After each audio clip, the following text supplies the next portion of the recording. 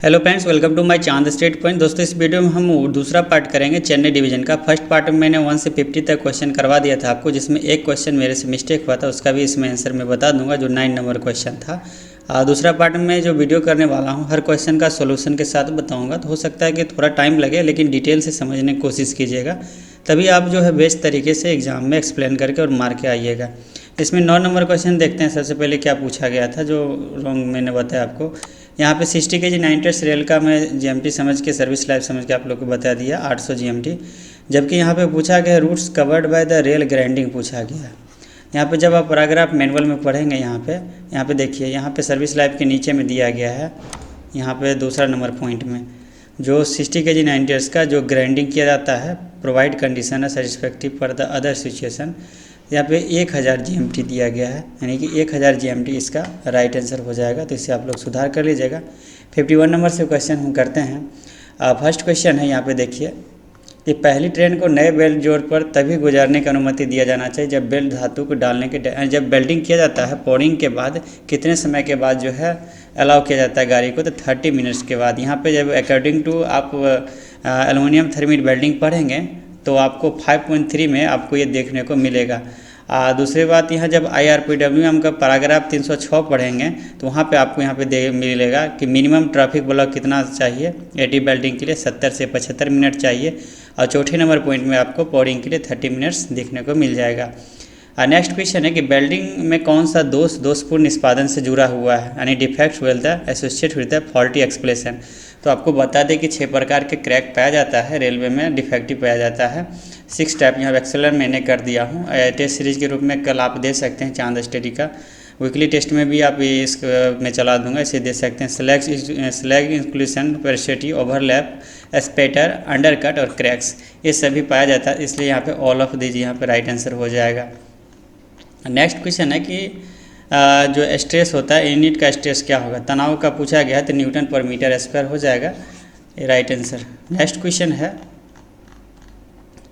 घनत्व का एसआई मात्रक क्या होगा, घनत्व का पूछा गया है, तो केजी पर मीटर क्यूब होता है घनत्व का, तो बी नंबर इसका राइट आंसर हो जाएगा, केजी पर मीटर क्यूब।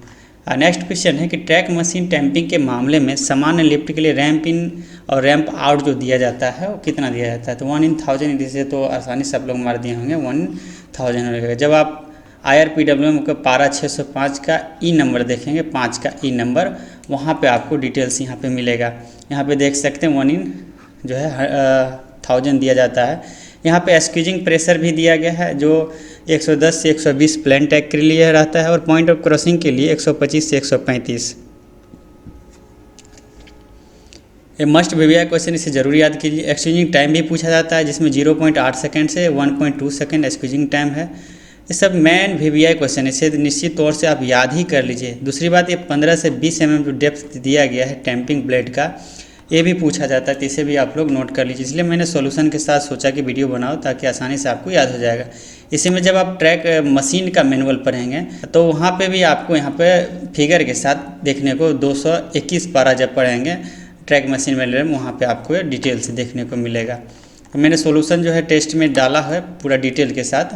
टैंपिंग मशीन के मुख्य कार्य क्या है, the main function of tamping machine. तो देखिए टैंपिंग मशीन का मुख्य कार्य क्या है, जब आप ट्रैक मशीन मैनुअल पढ़ेंगे पारा नंबर 2.2 टैंपिंग मशीन का 2.2.1 जनरल में, तो वहाँ पे आपको डिटेल से मिलेगा correction of alignment, correction of longitude and cross levels and packing under the sleepers, ये सभी जो है पाया जाता है। इसलिए यहाँ पे ऑल ऑफ दीज ऊपर के सभी जो है राइट आंसर हो जाएंगे। नेक्स्ट क्वेश्चन है कि देखिए ये क्वेश्चन थोड़ा डाउटफुल क्वेश्चन है, ध्यान दीजिएगा। For new line doubling gauge convection ETC the total clean question to be provided. यहाँ पे नई लाइन, दोहरीकरण, गेज परिवर्तन आदि के लिए कुल जो है क्लीन ब्लास्ट पूछा गया है। यहाँ पे देखिए आपको यहाँ पे जो आंसर सही किया जाएगा अकॉर्डिंग टू, यदि IRTM के द्वारा यानी ट्रैक मशीन मैनुअल के द्वारा सही किया जाएगा तो 250 mm मेल लाइन हो जाएगा और 150 mm लूप लाइन साइडिंग दी जाएगा। जबकि यहाँ पे डिटेल से दिया गया है, यहाँ पे आइए मैं दिखाता हूँ। According to track machine manual के 224 जब पैराग्राफ पढ़ेंगे वहाँ पे आपको क्लियर देखने के लिए मिलेगा। लेकिन यही आप यदि मैनुअल पढ़ते हैं तो यहाँ पे जो दिया गया है minimum depth of blast question तो दिया गया है, लेकिन क्लीन ब्लास्ट जो है यहाँ पे मेंशन 150 ऊपर का अकॉर्डिंग जो आंसर है उसमें क्लियर नहीं आ रहा है। तो यदि इसके अकॉर्डिंग सही करेगा तो 350 करेगा, यहाँ पे देखिए 350 और 250 लूप लाइन के लिए करेगा, जबकि यहाँ पे क्लीन ब्लास्ट 350 नहीं है, इसलिए इसका एक्यूरेट आंसर जो हो जाएगा ए नंबर हो जाएगा। चलिए नेक्स्ट देखते हैं। शंकु का आयतन पूछा गया है। शंकु यानी कि कौन कितना होगा, वॉल्यूम ऑफ द कौन। शंकु का आयतन यहाँ पे देखिए v बराबर 1/3 पाई स्क्वायर एच, यहाँ पे इसका राइट आंसर हो जाएगा शंकु का। नेक्स्ट क्वेश्चन है कि versine of straight track. Straight track में जो भरसाइन होता है वो 0 होता है, तो 0 यहाँ पे इसका राइट आंसर हो जाएगा। नेक्स्ट क्वेश्चन है कि एक वृत्त की त्रिज्या 7 सेंटीमीटर है, परिधि और क्षेत्रफल क्या होगा। जिसे आप लोग मैथमेटिक्स का क्वेश्चन है, आसान से बना लेंगे, मैंने वैसे भी सॉल्यूशन डाल दिया हूँ। तो यहाँ पे c बराबर 2πr और एरिया इसका जो होता है पाई स्क्वायर, r तो दिया गया है, इस सूत्र पे जब बैठाएंगे तो आपको 44 और 154 जो है आ जाएगा इसका आंसर। नेक्स्ट क्वेश्चन है कि बाहरी त्रिज्या r खोखले सिलेंडर का आंतरिक आयतन, दीवार की मोटाई t है तो ऊंचाई h है। इसका आंसर देखिए जब आप निकाल लेंगे तो c नंबर निकलेगा, v बराबर pi square minus t square equal to h हो जाएगा यहाँ पे इसका राइट आंसर। सावधानी आदेश हेतु मानक प्रपत्र संख्या जारी की जाती है। जो क्वेश्चन ऑर्डर, देखिए क्वेश्चन ऑर्डर जो ड्राइवर वगैरह तो अच्छे से जानते हैं, आप लोग को इतना यूज नहीं हो जाता है, इसलिए आपको उतना पता नहीं। एक ही इंजीनियरिंग क्वेश्चन ऑर्डर कभी कभी यूज होता है। यहाँ पे मैं आपको बता दूं कि क्वेश्चन ऑर्डर जो ड्राइवर गाड़ी जो चलाता है उसको जो है मेन रूप से ये 2 चीज़ तो 100% रहना चाहिए, BPC और क्वेश्चन ऑर्डर। इसके बिना ड्राइवर जो है एक कदम भी इंजन को नहीं बढ़ा सकता। BPC जो ब्रेक पावर सर्टिफिकेट CNW के द्वारा जारी किया जाता है टेक्सर पॉइंट पे, और क्वेश्चन ऑर्डर जो है दिया जाता है स्टेशन मास्टर के द्वारा। यहाँ पे देखिए क्वेश्चन ऑर्डर जो मान लीजिए किसी रास्ते में हम जा रहे हैं, यहाँ पे यदि मुंबई से हावड़ा के लिए कोई गाड़ी आ रहा है तो इसके बीच में कितना स्पीड जाना है, क्या प्रॉब्लम है नहीं है, सभी क्वेश्चन ऑर्डर में इशू किया जाता है। इसलिए 3 तरह के क्वेश्चन ऑर्डर इशू किए जाते हैं। 3 तरह के कौन कौन से क्वेश्चन है, यहाँ पे देखिए TY409, TYA409 और दूसरी है रिमाइंडर क्वेश्चन है TYV409। देखिए जो TY409 क्वेश्चन ऑर्डर है ये 100% तो मिलता ही है, मिलता। यदि मान लीजिए कि कुछ भी रास्ते में अबनॉर्मलिटी नहीं है, कोई स्पीड नहीं है, तब वहाँ पे नील क्वेश्चन, ये इशू नहीं होता है, बस समझने के लिए है, नील क्वेश्चन ऑर्डर दिया गया है। यदि कोई भी इशू नहीं है तो फिर भी एक TY409 मिलेगा ही।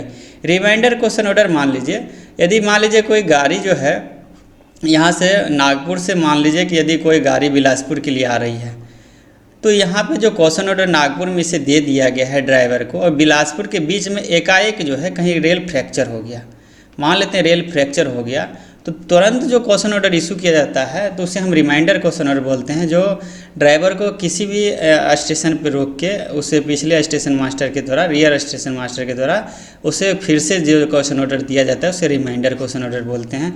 जब क्वेश्चन ऑर्डर पढ़ेंगे तो डिटेल से समझ जाएंगे, फिर भी मैंने टेस्ट सीरीज का डिस्कशन में डाल दिया हूँ पूरा डिटेल से। नेक्स्ट क्वेश्चन है कि what will the volume of sphere of radius 21 centimetre, 21 centimetre त्रिज्या वाले गोले का आयतन क्या होगा। तो गोले का आयतन पहले बार तो क्षेत्रफल जो होता है 4/3 πr³ होता है, तो इस पर जब बैठाएंगे तो आपको 38,808 सेंटीमीटर स्क्वायर आ जाएगा, डिटेल से निकल जाएगा। नेक्स्ट क्वेश्चन है कि ABC एक समकोण त्रिभुज है जिसका कोण जो है 90 डिग्री दिया गया है, और यहाँ पे AB बराबर 4 सेंटीमीटर, BC बराबर 3 सेंटीमीटर, AC का लंबाई क्या है। अब जब आप निकालेंगे, यहाँ पे देखिए कर्ण निकालने, AB जो है 4 सेंटीमीटर दिया गया है, BC 3 सेंटीमीटर दिया गया है, हम यहाँ पे A और C का निकालना है, यानी विकर्ण निकालना है। तो विकर्ण बराबर क्या होता है, लंबे स्क्वायर प्लस राज स्क्वायर पर जब बैठाएंगे तो आपको 5 सेंटीमीटर इसका राइट आंसर निकल जाएगा। नेक्स्ट क्वेश्चन है कि 5 वर्ष मापी दी गई रीडिंग अर्थात 18, 22 और 16, 20 और 24 mm में औसत वर्षा ज्ञात करते हैं। इसका एवरेज जब निकालेंगे आपको तो टोटल संख्या जितना है इसको प्लस कर देंगे, बट जितना संख्या उससे भाग देंगे तो हमें यहाँ पे 25 देखने के लिए मिलेगा, तो 25 का राइट आंसर हो जाएगा। दोनों 25 आ गए तो 25 का जो है राइट आंसर आएगा। नेक्स्ट क्वेश्चन है कि लेवल क्रॉसिंग की विशेष श्रेणी के मानदंड क्या है, जो स्पेशल क्लासेस का होता है। जब आप पैराग्राफ यहाँ पे IRPWM के पैराग्राफ 902 पढ़ेंगे तो वहाँ पे डिटेल से दिया गया है स्पेशल रोड के लिए, जहाँ पे ग्रेटर देन TBU जो है 50,000 से अधिक होता है।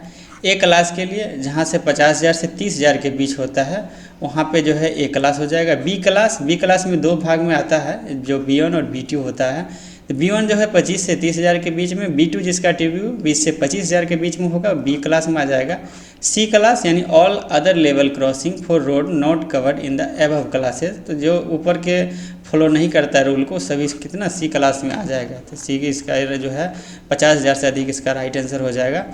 नेक्स्ट क्वेश्चन है कि उत्तर पूर्वी रेलवे का जो है मुख्यालय कहाँ है। यहाँ पे नॉर्थ ईस्टर्न का पूछा गया है, तो आसानी से आप मार दिए होंगे, गोरखपुर इसका जो है राइट आंसर हो जाएगा। फिर भी मैंने डिटेल से किस जोन में कितनी डिवीज़न है उसके साथ मैंने डिसीजन में यहाँ पे दे दिया होंगे। जैसे नॉर्थ ईस्टर्न रेलवे में इज्जतनगर, लखनऊ, वाराणसी, DLW ये सब डिवीज़न जो है आता है। नेक्स्ट क्वेश्चन है कि JPB के द्वारा रात्रि गश्त का निरीक्षण कार्यक्रम क्या है। यहाँ पे नाइट पेट्रोलिंग पूछा गया है। तो जब आप मैनुअल का पैराग्राफ 1004 का 9 का ई पढ़ेंगे तो वहाँ से आपको यहाँ पे मिलेगा चेक ओवर पेट्रोलिंग। यहाँ पे देखिए JSSC PV सेक्शनल के द्वारा जो है वंस इन फोर्टनाइट में किया जाता है और SSC PV इंचार्ज के द्वारा वंस ए मंथ में किया जाता है।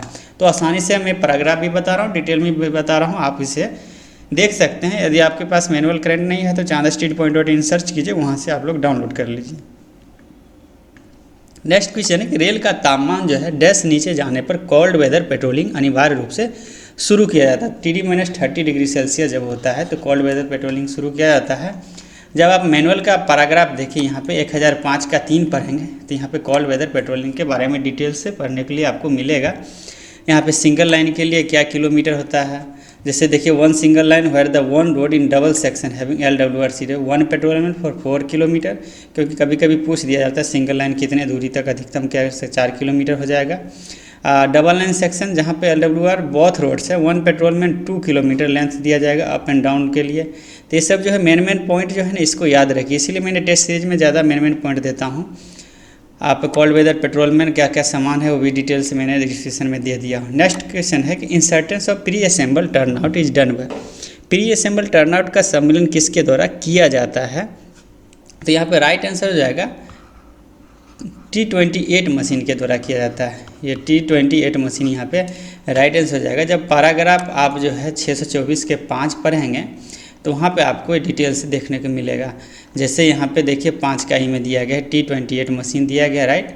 यहाँ पे देखिए स्लीपर भी पूछ दिया जाता है, स्विच पोर्शन में कितना रहता है, लीड पोर्शन में कितना रहता है, क्रॉसिंग पोर्शन में कितना रहता है, ये जो है देखने को मिलता है। इसलिए आप लोग याद कर लीजिए 8 एंड हाफ यदि टर्नआउट है तो स्विच पोर्शन में 1 से 13 स्लीपर नंबर पे आ जाता है, लीड पोर्शन में 14 से 41 और क्रॉसिंग में 42 से 54 जो है न्यूमरी स्लीपर पे आ जाता है। यहाँ पे 1 इन 10 में देखिए 1 से 20 तक 21 से 64 और 65 से 83 1 इन जो है यहाँ पे याद कर लीजिए, निश्चित तौर से स्क्रीनशॉट आप लोग ले लीजिए, ये पूछा जाता है 100%।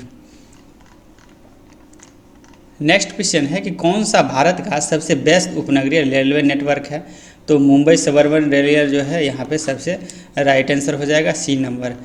नेक्स्ट क्वेश्चन है कि ऊंचे तटों पर ट्रॉली रिफ्यूजी की अधिकतम दूरी कितनी हो सकती है। हाई बैंक का पूछा गया है, तो हाई बैंक देखिए यहाँ पे 200 मीटर इसका राइट आंसर हो जाएगा। जब अब according to paragraph 646 trolley refugee आप जब पढ़ेंगे यहाँ पे देखिए 646 पैराग्राफ में कटिंग में 200 मीटर, स्ट्राइट में और कर्व में 100 मीटर हो जाएगा। हाई बैंक में यहाँ पे 200 मीटर हो जाएगा। यहाँ पे मैक्सिमम में पार्ट डिटेल से दिया गया 646 आप पैराग्राफ जरूर पढ़िए। नेक्स्ट क्वेश्चन है कि CSL स्टैंड फॉर, CSL का फुल फॉर्म क्या होगा। तो देखिए क्लियर स्टैंडिंग लेंथ जो होता है, जो फॉलिंग मार्क का, उसी को हम बोलते हैं क्लियर स्टैंडिंग जो है लेंथ, इसका राइट आंसर हो जाएगा। नेक्स्ट क्वेश्चन है कि लाइव OHE तार से न्यूनतम कितनी दूरी बनाए रखनी चाहिए। तो मिनिमम देखिए 2 मीटर तो होना ही चाहिए। फिर भी आप पैराग्राफ जो है IRPWM के 664 का 2 के जरूर पढ़िए। यहाँ पे एक तो 2 मीटर हो जाएगा, दूसरा नो पार्ट द ट्री यानी कि पेड़ का कोई भी झाड़ी वगैरह कितने दूरी तक नहीं होना चाहिए लाइव कंडक्टर से, तो 4 मीटर तक नहीं होना चाहिए। इसे भी आप लोग डिटेल से ज़रूर पढ़ के याद कीजिए। नेक्स्ट क्वेश्चन है किसी वक्र रेल के लिए चेक रेल की न्यूनतम निकासी क्या होगा। तो यहाँ पे वक्र का पूछा गया, ध्यान दीजिएगा, सॉरी यहाँ पे clearance check rail for curve पूछा गया है। तो कर्व के लिए कितना हो जाएगा 44 mm इसका राइट आंसर हो जाएगा कर्व के लिए। Minimum check rail level crossing के लिए 51 mm होता है और मैक्सिमम के check rail clearance level crossing 57 mm होता है। जहाँ पे देखिए त्रिज्या 218 मीटर से लेस देन है या 8 डिग्री से अधिक है, वहाँ पे चेक रेल प्रोवाइड करवाया जाता है। तो डिटेल से इसे ज़रूर आप लोग याद रखिए। यह जो है शेड्यूल ऑफ डायमेंशन 2022 में पढ़ने के लिए आपको मिलेगा। नेक्स्ट क्वेश्चन है कि ब्रॉड गेज ट्रैक पर अनुमत वक्र की न्यूनतम त्रिज्या क्या होगी। तो न्यूनतम मैंने बताया आपको 175 होगी। यहाँ पे 10 डिग्री बराबर कितना आ जाएगा, 175 हो जाएगा।